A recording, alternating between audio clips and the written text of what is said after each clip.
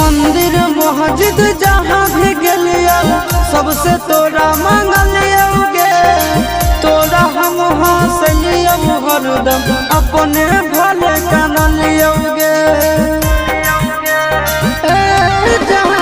मंदिर मस्जिद जहाँ भी गलिया सबसे तोरा मांगलियोगे, तोरा हम हंसलियो हरदम अपने भले कानलियोगे।